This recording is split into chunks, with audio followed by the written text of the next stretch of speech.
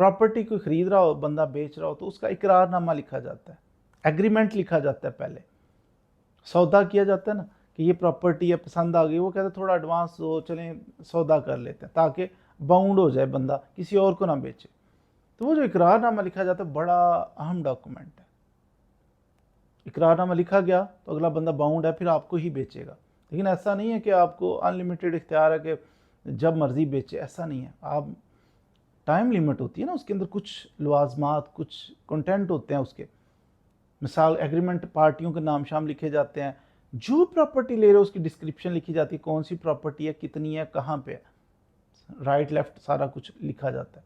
फिर कितने में ले रहा हूँ, और कितने में ले रहा हूँ, मिसाल को 1 करोड़ लिखते हैं ना, तो 1 करोड़, बाद लोग लिखते हैं 1 करोड़ रुपए की ले रहा हूँ।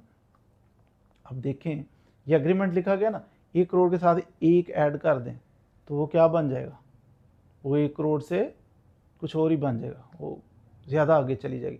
1 सिफर आगे डाल दो, वो 1 करोड़ से 10 करोड़ बन जाएगा। इसलिए लिखा जाता है 1 करोड़ रुपए की ले रहा हूँ, निस्फ जिनके 50 लाख होते हैं।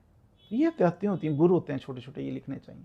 फिर टाइम फिक्स किया जाता है, 1 करोड़ रुपए की ले रहा हूँ, निस्फ जिनके 50 लाख होते हैं, ताकि 1 करोड़ के सिफर डाल भी ले तो 50 का भी, फिर हो 50 का कैसे बनाएगा।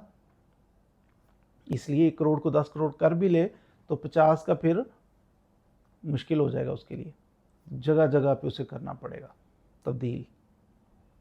ठीक है, तो ये चीज़ें होती हैं कि इनको लिखा जाता है। फिर उसके बाद आगे चलते हुए टाइम फिक्स किया जाता है। मैंने एडवांस कितना ले लिया, 10 लाख ले लिया, बाकी रकम 2 महीने के अंदर दूंगा, तो 2 महीने का टाइम। अब 2 महीने के बाद अगर कोई बंदा नहीं देता रकम, तो फिर वो बाउंड नहीं है कि वो आपको ही बेचेगा, किसी और को बेच देगा। 2 महीने का टाइम था, आपने नहीं पैसे दिए।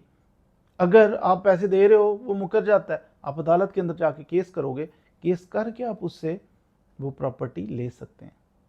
तो ये बड़ा अहम होता है डॉक्यूमेंट, इकरारनामा लिखना। इसमें पूरी एहतियातें किसी एक्सपर्ट से, किसी वकील, सियाने वकील से लिखवाना चाहिए।